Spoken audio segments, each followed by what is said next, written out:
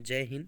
आज मैं आपको बताने वाला हूँ नवोदय विद्यालय समिति की एनवीएस की जो वैकेंसी है, इसमें कितनी वैकेंसियाँ हैं, इसको भरने के लिए आपकी एलिजिबिलिटी क्या होना चाहिए, इसके लिए पोस्ट कौन कौन सी है, इसकी सैलरी क्या है और इसमें सिलेक्शन ऑफ मोड क्या है। तो यदि आपने मेरे चैनल को सब्सक्राइब नहीं किया है तो चैनल को सब्सक्राइब कर ले। यहाँ पे आपको नवोदय विद्यालय की तैयारी के लिए आप जितने सारे वीडियो देखना चाहते हैं वो सारे मिलेंगे आपको।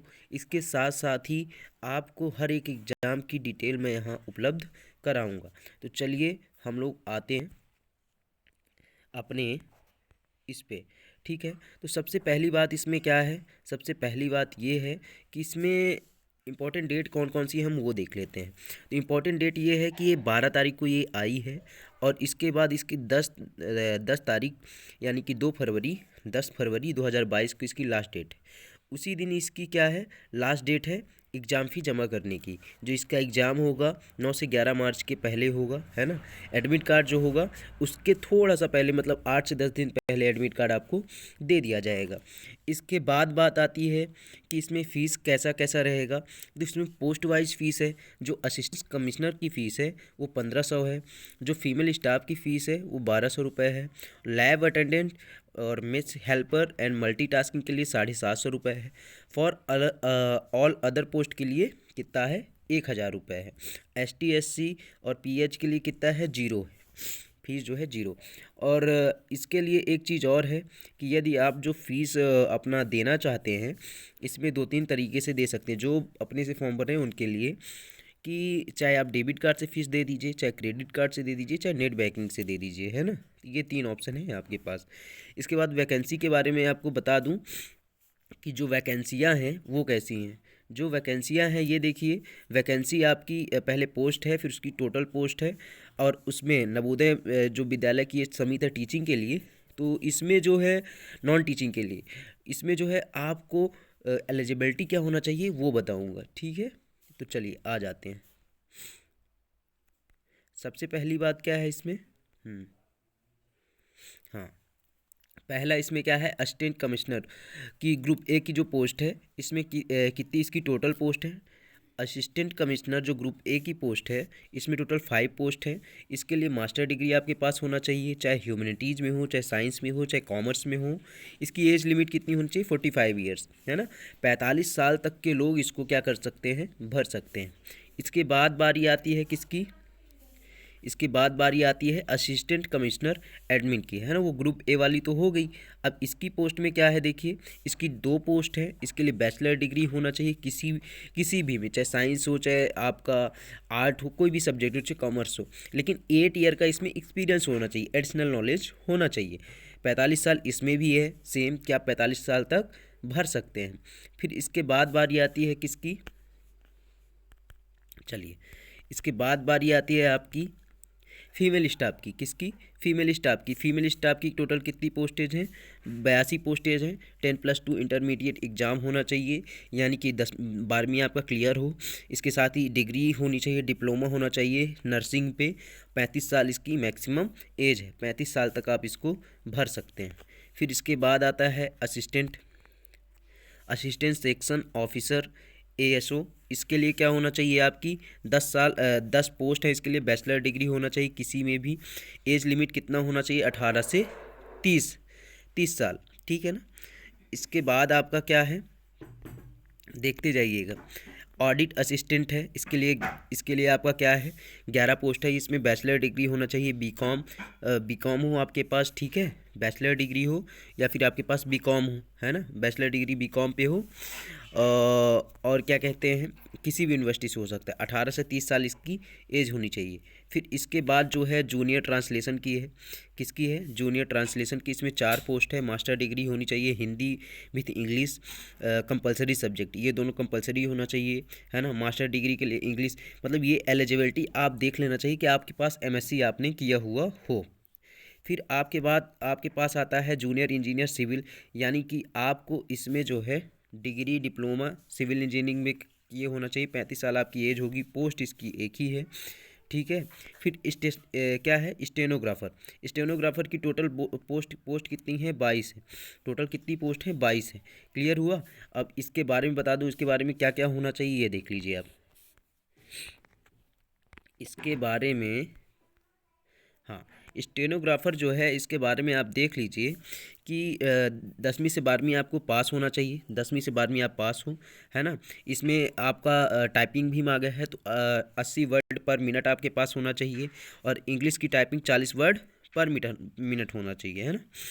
और यदि आप शॉर्ट हैंड हैं तो 60 word per minute, and Hindi typing 30 word per minute. Age आपकी 18 से 27 साल तक के लिए होना चाहिए। फिर इसके बाद कंप्यूटर ऑपरेटर की टोटल इसमें 4 पोस्ट है। 4 पोस्ट में आपको बैचलर डिग्री होना चाहिए, 1 ईयर का बस कंप्यूटर का डिप्लोमा होना चाहिए। 35 साल तक के लोग इसको भर सकते हैं।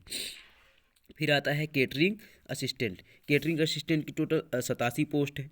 इसमें 10वीं तक के बच्चे भर सकते हैं और डिप्लोमा होना चाहिए केटरिंग का, ठीक है। या फिर होटल मैनेजमेंट का ये इसमें जो लगता है सर्टिफिकेट, वो आपके पास हो तो आप इसको भर सकते हैं।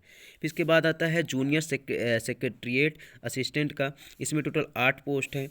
ये 10वीं 12वीं के बच्चे इसको भर सकते हैं, है ना। 12वीं के बच्चे। Typing speed 30 word per minute और इंग्लिश की, या फिर 25 वर्ड पर मिनट हिंदी की हो। एज कितनी है इसकी, एज आपकी कितनी है, 18 से 27 साल तक। इसी में ही junior secretariat assistant JNV cadre, है ना, इसकी पोस्ट है। इसी में 622 इसकी पोस्ट है टोटल। इसमें काफ़ी ज़्यादा पोस्ट है, तो इसको ज़रूर देखिएगा आप, है ना। सेम प्रोसेस है जो जूनियर सेक्रेटरीट की है ना। फिर इसके बाद बारी आती है किसकी, इलेक्ट्रीशियन की आती है, कम प्लम्बर की है। इसमें 273 पोस्ट है। ये इसको सिर्फ आईटीआई वाले ही भर सकते हैं, 10वीं प्लस आईटीआई, और 2 साल का इनके पास एक्सपीरियंस होना चाहिए। इसके बाद लैब अटेंडेंट का है, तो चलिए उसको भी देखते हैं। लैब अटेंडेंट का कितना है। हाँ, लैब अटेंडेंट का 142 पोस्ट है। इसके लिए क्लास 10th और लेबोरेटरी के बारे में आपका डिप्लोमा होना चाहिए, ठीक है ना। चलिए ठीक है। इसके बाद जो है आपका मेस हेल्पर, क्या है, मेस हेल्पर की 629 पोस्ट है और मल्टीटास्किंग की 23 पोस्ट है। मतलब कि क्लास 10th इसके लिए पास होना चाहिए। सिर्फ 18 से 30 के बीच में आपकी एज होनी चाहिए। काफ़ी अच्छा है। अगर जो अभी 10th पास आउट किए हैं उनके लिए तो काफ़ी अच्छा होगा ये। चलिए ठीक है। ये आपको कैटेगरी वाइज की ओबीसी ईडब्ल्यूएस एसटी एससी सबकी टोटल पोस्ट कितनी है, तो इसे आप देख लें अपने हिसाब से कि आपके कैटेगरी में टोटल आपकी कितनी पोस्टेज हैं। तो चलिए थोड़ा सा हम इसमें आ जाते हैं कि किसकी कितनी सैलरी होगी, जैसा मैंने आपको शुरू में बताया है। क्लियर हुआ। चलिए ठीक।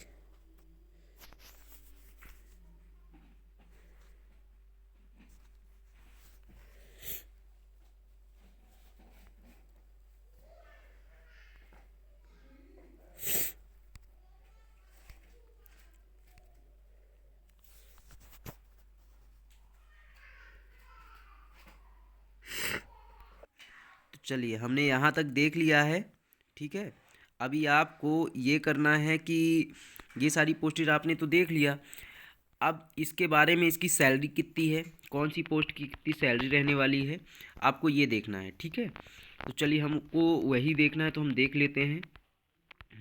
जो पहली पोस्ट थी असिस्टेंट कमिश्नर की, ये लेवल 12 की पोस्ट है ना। जो आपकी किसकी है, असिस्टेंट कमिश्नर की है। एक सेकेंड। हाँ, जो असिस्टेंट कमिश्नर की पोस्टेज हैं ये 12 की है। इसमें 78,800 से 20,900 सॉरी 2,09,200 रुपये तक की फी इसमें पेमेंट है। आपको एलिजिबिलिटी क्राइटेरिया ये सारी चीज़ें मैंने आपको बता दी है, ठीक है। फिर चलो, फिर अगला नंबर आता है आपका किसका, अगला नंबर आता है असिस्टेंट कमिश्नर एडमिन का, है ना। ये लेवल 11 की पोस्ट है। इसमें थोड़ा सा उससे कम है, 67,700 से 2,08,700 तक है, ध्यान रखिएगा। फिर इसके बाद फीमेल स्टाफ की है। फीमेल स्टाफ में आपका 44,900 से 1,42,400 तक के लिए है, ठीक है। फिर इसके बाद बारी आती है आपकी किसकी, ऑडिट असिस्टेंट की, 35,400 से 1,12,400 रुपये तक है। फिर जूनियर ट्रांसलेट की, ये आप सबकी इसमें आप देख सकते हैं कि ये इधर साइड आपका लिखा हुआ है सबकी सैलरी। तो इसकी सबकी सैलरी आप यहाँ पे देख सकते हैं। जैसे जूनियर इंजीनियर की है 29,200 से स्टार्ट है, 92,300 तक है। फिर आप देख सकते हैं कि स्टेनोग्राफर की है 25,500 से 81,100 रुपये तक की है ना। फिर कंप्यूटर ऑपरेटर की देख सकते हैं 25,500 से 81,100 रुपये तक। फिर कैटरिंग असिस्टेंट की देख सकते हैं 25,500 से 81,600 रुपये तक। फिर जूनियर सेक्रेटरी की आप देख सकते हैं 19,900 से 63,200 रुपये तक। फिर जूनियर सेक्रेटरी की देख सकते हैं 19,963, उतना सेम है। इलेक्ट्रीशियन की 19,900, इसकी भी सेम है। लैब अटेंडेंट की 18,000 से 56,900 तक। इसके बाद मेस हेल्पर की भी सेम है उतनी। इसके बाद मल्टी टास्किंग की स्टाफ की भी सेम है। क्लियर हुआ।